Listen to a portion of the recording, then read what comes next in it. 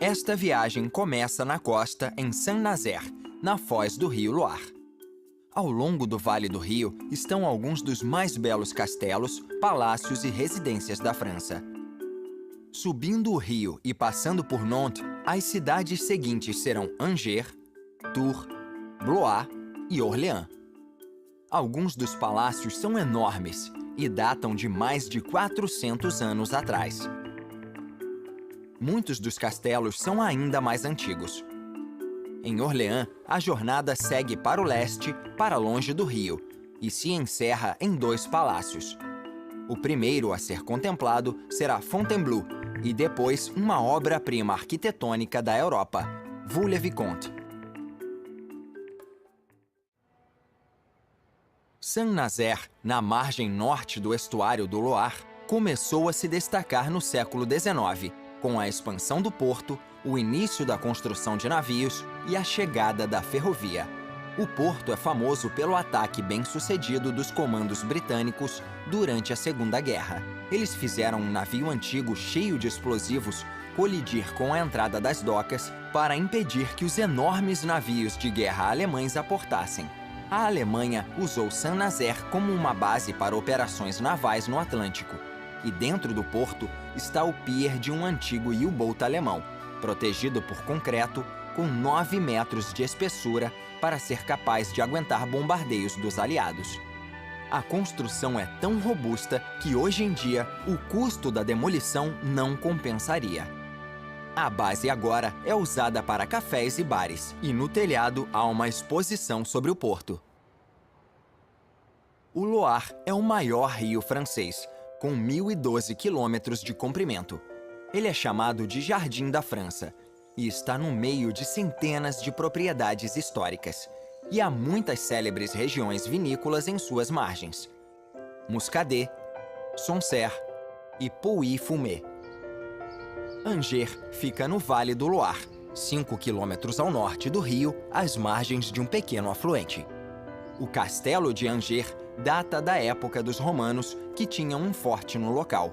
As 17 torres enormes foram construídas no século XIV, mas sua altura foi reduzida 200 anos depois, e as pedras foram usadas para desenvolver a cidade em crescimento. O castelo sofreu mais estragos durante a ocupação alemã na Segunda Guerra, quando um depósito de munição explodiu lá dentro.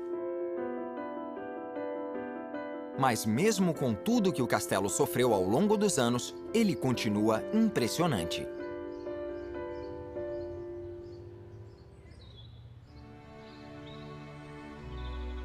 Outro lugar que impressiona é o castelo de Plessis-Bourget. A construção começou em 1468 e durou apenas 5 anos. E a parte externa sofreu poucas alterações desde então. A ponte levadiça original foi preservada e ainda funciona. Os telhados cônicos fazem parte de um estilo arquitetônico muito popular nas casas e palácios no Vale do Loire. O rio abastece o fértil vale, onde terras cultivadas estão intercaladas com vinhedos. Também encontram-se grandes florestas, sendo que muitas delas são originárias da época medieval, quando eram usadas para a caça pelos vários palácios do vale. O Castelo de Saumur fica na beira de uma floresta com vista para o rio e a cidade homônima. Foi construído no século XIII e se tornou a residência dos duques de Anjou. Ao longo dos séculos, foi usado como quartel militar e uma prisão durante o reinado de Napoleão Bonaparte. Hoje, ele está passando por uma extensa restauração.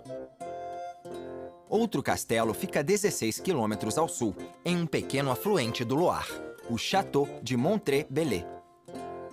O castelo atual data do século XIII e as muralhas foram construídas 200 anos depois.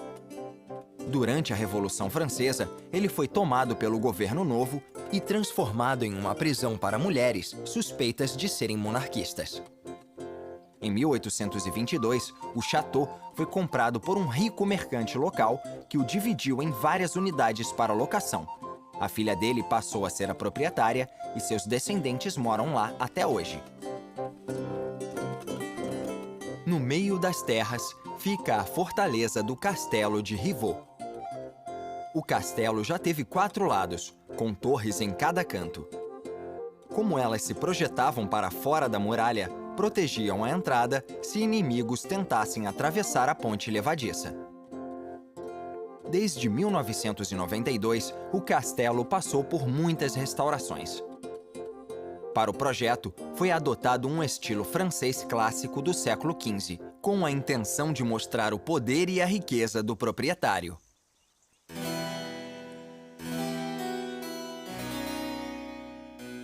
No século XVII, o estilo em voga já tinha mudado. O Château do Arron, na parte sul do Vale do Loire, foi construído como uma residência, não uma fortaleza, e o projeto foi influenciado por ideias clássicas da Roma antiga. No fim do século XVII, quem habitou a casa foi a Madame de Montespan. Ela era amante do rei Luís XIV e se mudou para o château quando o regente se cansou dela. O local foi saqueado na década de 1790 durante a Revolução Francesa e ficou praticamente abandonado até ser comprado pelo Estado nos anos 1930 e transformado em um museu de arte moderna muito bem sucedido. Na margem norte do rio Vienne, perto da convergência com o Loire, fica o Château de Chinon. Esta enorme fortaleza foi construída no século XII pelo rei Henrique II da Inglaterra, regente também desta região da França, que na época era o reino de Anjou. Henrique II morreu no castelo, e ele, a esposa Leonor da Aquitânia e Ricardo Coração de Leão, um dos filhos do casal, foram enterrados em uma abadia próxima. O edifício foi parcialmente restaurado no século XIX. Na confluência dos rios Vienne e Loire fica o castelo de Montsoreau, construído em 1455 como uma fortaleza estratégica para controlar o tráfego do Loire.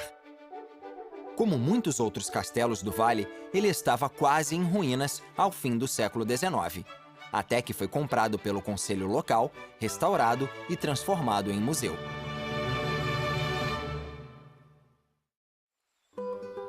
Em outro afluente do Loire fica o castelo de Azay-le-Rideau.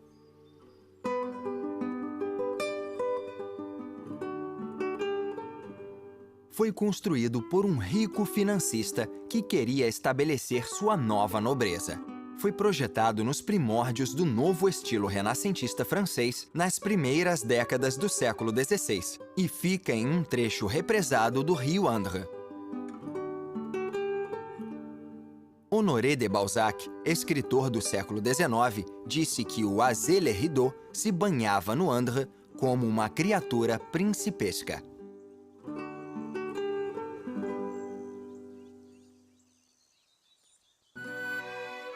O castelo de Villandry também foi construído no estilo renascentista francês e incorpora uma torre do século XIV.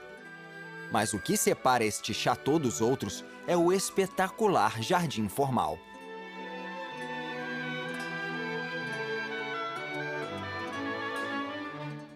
O Villandry já pertenceu a José Bonaparte, irmão de Napoleão, e quase foi demolido pelo seu estado deplorável.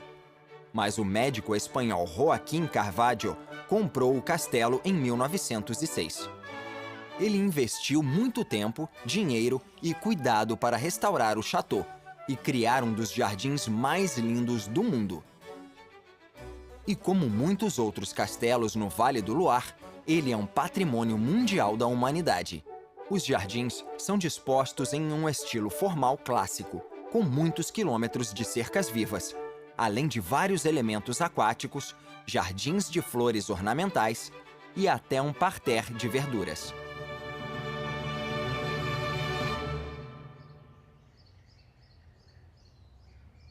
"16 quilômetros rio acima no Loire, fica a maior cidade do centro da França, Tours. A catedral do século XII foi construída na margem sul do rio. A chegada da ferrovia no século XIX renovou o desenvolvimento da cidade, que se expandiu para os campos que a rodeavam. O mesmo lugar onde se encontram centenas de vinhedos nas margens do Loire.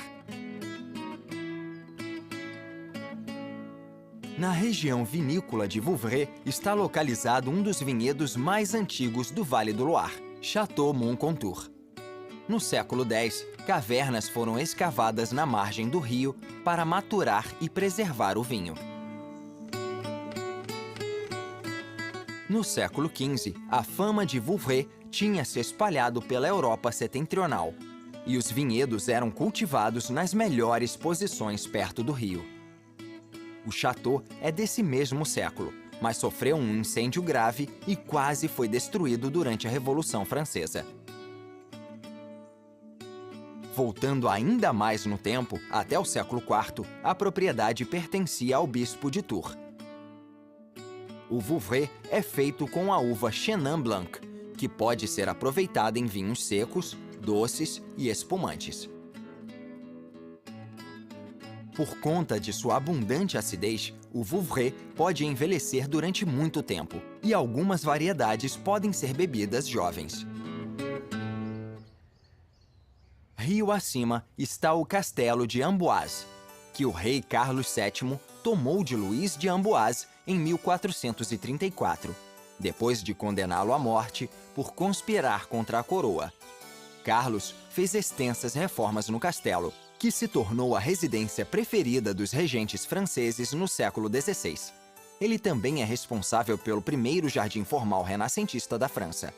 Como vários outros palácios no Loire, ele ficou em péssimo estado com o passar do tempo, e pedaços grandes foram demolidos, mas ainda é um lugar imponente, assim como o pagode de Chanteloup, tudo que restou do château de mesmo nome já demolido. A torre, com inspiração chinesa, tem 44 metros de altura e, como um bolo de casamento, tem 7 andares. Uma escadaria no interior permite que visitantes subam até o topo e vejam o espelho d'água semicircular do alto. O pagode foi construído pelo Duque de Choiseul em 1775, quando foi exilado para sua propriedade por desafiar o rei Luís XV. Para ele, era um templo de amizade para todas as pessoas bem-intencionadas que foram ver o nobre nesta época de desgraça.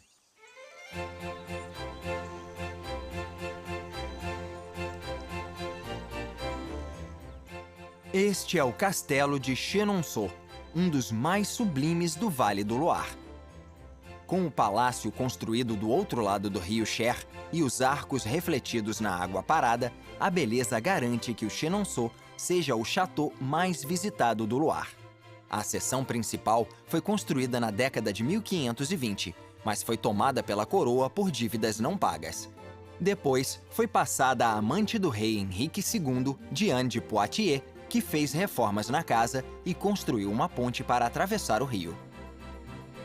Após a morte do rei, sua esposa e regente, Catarina de Médici, expulsou Diane de Poitiers quando trocou o palácio pelo castelo de Chaumont-sur-Loire, que ainda será visitado.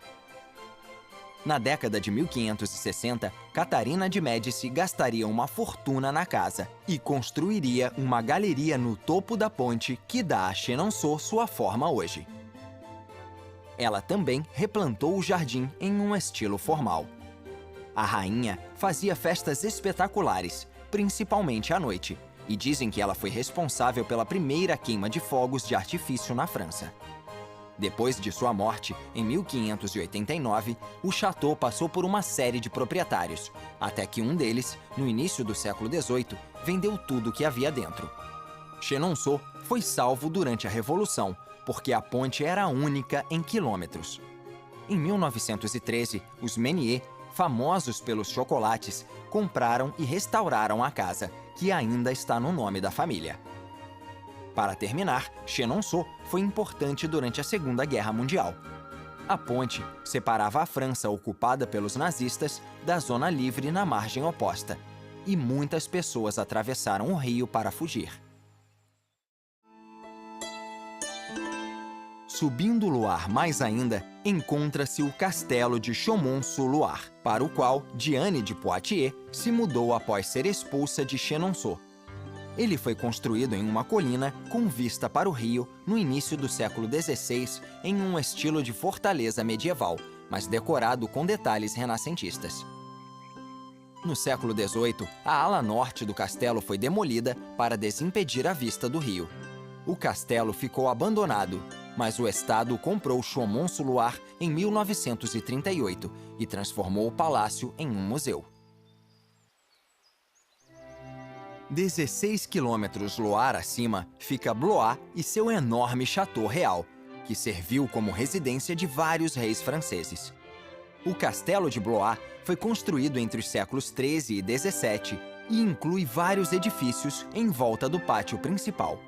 O palácio tem 564 cômodos, cada um com sua própria lareira, 75 escadas e 100 quartos. Um dos aspectos mais conhecidos do castelo é a monumental escada construída em 1515. Ela está coberta de esculturas decorativas e domina o pátio central. No fim desta longa avenida fica o Castelo de Chevigny, concluído em 1650 para a família Hureau. A casa foi feita com um design rigidamente simétrico, com uma linha de telhado que parece separar o edifício em 5 pedaços distintos. Durante a Revolução Francesa, os Hureau tiveram que abrir mão de quase toda a fortuna e se viram obrigados a vender a casa em 1802. Mas ela voltou às mãos da família em 1834. Em 1914, o Château foi uma das primeiras mansões francesas a serem abertas para o público. As crianças talvez reconheçam o palácio, porque Hergé, o belga que criou as aventuras de Tintin, usou Chevigny como inspiração para o castelo de Moulin-Sarthe. Alguns quilômetros ao norte fica o Château du Ville-Savant, construído na década de 1530 para Jean Le Breton.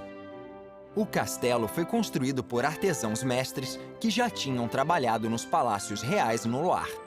O motivo disso é que Jean Le Breton era o secretário de finanças do rei Francisco I da França e superintendente das obras para o suposto chalé de caça que o regente estava construindo em uma floresta a 6 quilômetros de lá, o Castelo de Chambord.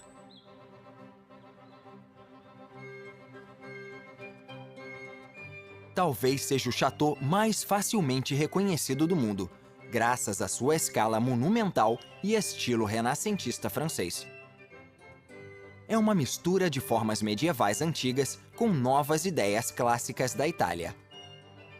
A enorme linha do telhado é um conjunto de designs complexos de chaminés e cúpulas que quase parecem o horizonte de uma cidade de fantasia.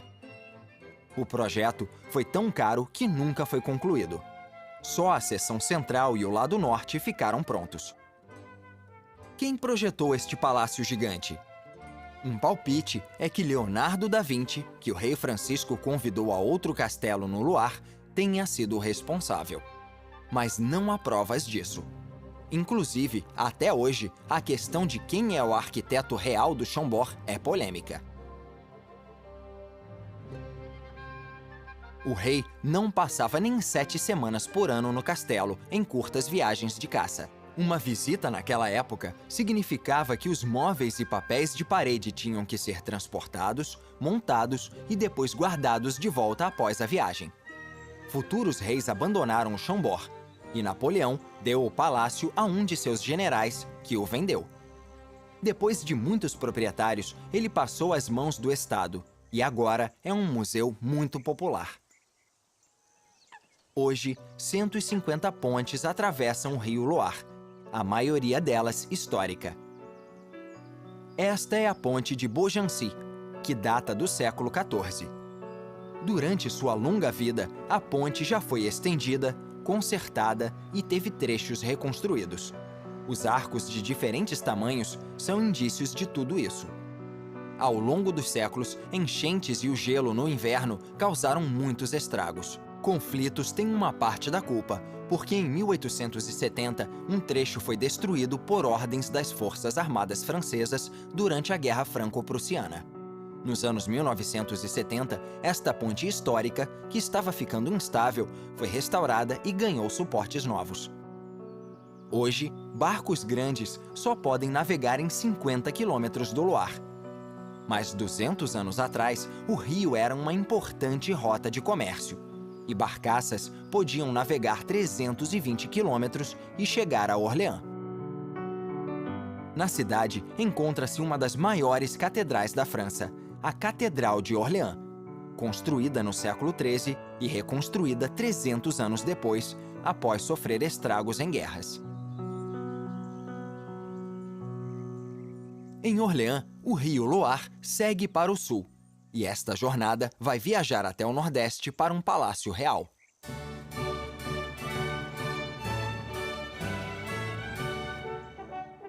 Este é o Palácio de Fontainebleau, trabalho de muitos monarcas franceses.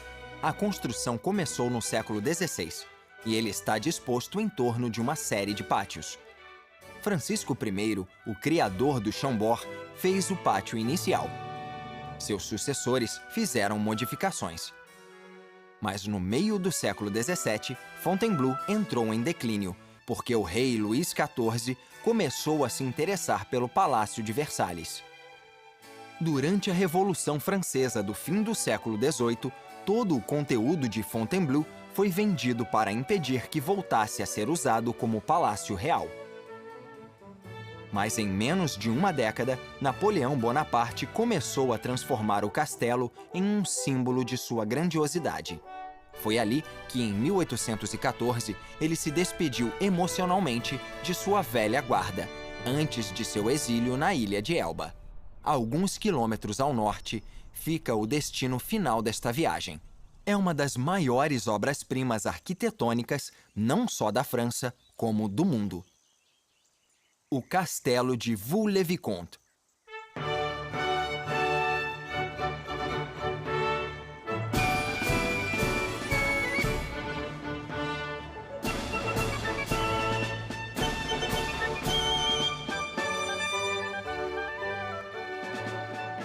Em 1641, um jovem parlamentar chamado Nicolas Fouquet comprou uma propriedade e um castelo antigos em Vaux-le-Vicomte. 15 anos depois, ele tinha chegado ao poderoso cargo de ministro das Finanças do rei Luís XIV. Com esse cargo, pôde acumular uma pequena fortuna e foi capaz de construir o que se tornaria o château e jardim mais lindos da França. A façanha espetacular que está de pé hoje foi resultado de Fouquet ter escolhido as melhores pessoas para realizarem seu sonho. A primeira foi o arquiteto Louis Levou, a segunda foi o pintor e decorador Charles Lebrun e a terceira foi o paisagista André Lenotre. Trabalhando junto com um chefe, eles puderam criar não só uma casa espetacular, mas um centro para os artistas franceses mais populares da época, que contribuíram para a beleza do palácio. Para a planta do jardim, Fouquet comprou e demoliu 3 vilarejos. As pessoas que perderam a casa foram contratadas para cuidarem dos jardins. Disse que ele contratou 18.000 trabalhadores para a construção do jardim, que em valores atuais teria custado 150 milhões de dólares. Tamanha riqueza e influência significava que Fouquet tinha inimigos, e todos conspiravam contra ele. Em agosto de 1661, ele organizou uma festa no jardim para o rei, a fim de exibir a casa e o jardim novos. Essa seria sua derrocada, porque não era uma boa ideia tentar se destacar mais que o rei, que fez Fouquet pegar prisão perpétua por apropriação indevida. Luís confiscou a maioria dos móveis, tapeçarias e quadros, assim como as estátuas e laranjeiras. Ele também levou os 3 responsáveis por Vaux-le-Vicomte, Levaux, Lebrun e Lenotre, e os colocou para trabalhar em seu novo palácio, Versalhes. Em 1875, Vaux-le-Vicomte estava em péssimas condições, mas felizmente foi comprado por um industrial francês, Alfred Sommier. Ele e seus descendentes lentamente trouxeram o castelo de volta à vida para que visitantes pudessem ficar maravilhados com a beleza do castelo e do jardim. É o lugar perfeito para encerrar esta jornada.